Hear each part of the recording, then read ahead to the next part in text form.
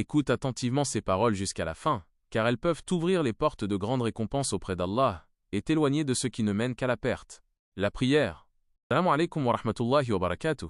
Chers frères et sœurs de notre noble communauté, je m'adresse à vous aujourd'hui avec le cœur rempli de préoccupation et d'amour pour notre ummah. Nous sommes tous témoins des défis de notre époque, des tentations qui nous entourent, et de la facilité avec laquelle certains peuvent s'égarer du droit chemin. Parmi ces épreuves, deux fléaux majeurs nous concernent directement, la vente de drogue et la vente d'alcool. Pourquoi est-ce si grave en islam?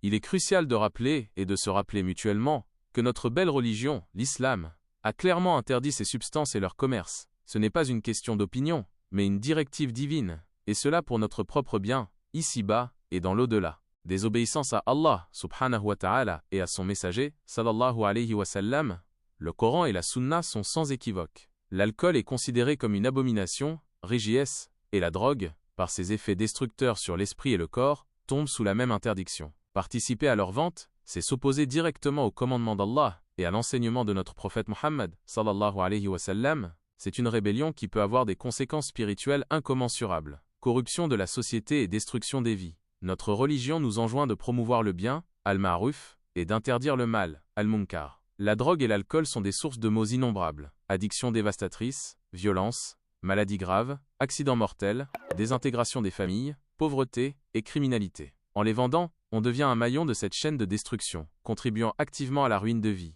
à la souffrance de famille et à la corruption de notre propre communauté. Comment pourrions-nous prétendre aimer notre prochain alors que nous contribuons à sa perte? Des gains illicites, mal haram, l'argent généré par la vente de drogue et d'alcool est haram. Cela signifie que cette richesse n'a aucune bénédiction, baraka. Elle peut enlever la baraka de nos vies, de nos familles et de nos biens, même si nous ne le réalisons pas immédiatement. Manger de l'argent illicite peut non seulement nuire à notre spiritualité, mais aussi, selon de nombreux savants, être un obstacle à l'acceptation de nos prières et de nos invocations. Un lourd fardeau le jour du jugement. Imaginez devoir rendre des comptes devant Allah le Tout-Puissant, pour chaque vie brisée, chaque famille détruite, à cause de votre participation à ce commerce illicite. Le prophète sallallahu alayhi wa sallam a dit que celui qui incite au mal, ou le facilite en porte la responsabilité. C'est un poids que personne ne souhaite porter.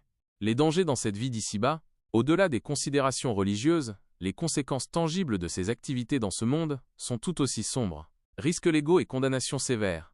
Partout dans le monde, le trafic de drogue et la vente illégale d'alcool sont punis par des lois très dures. Cela peut entraîner de très longues peines de prison, des amendes astronomiques, et un casier judiciaire qui marquera à jamais une vie, rendant l'intégration sociale et professionnelle extrêmement difficile. Violence et insécurité permanente. Le monde du trafic est brutal et impitoyable. Il est souvent lié à la violence armée, au règlement de comptes, et au crime organisé. Votre vie, et celle de vos proches, peut être en danger constant. Perte de la paix intérieure et de la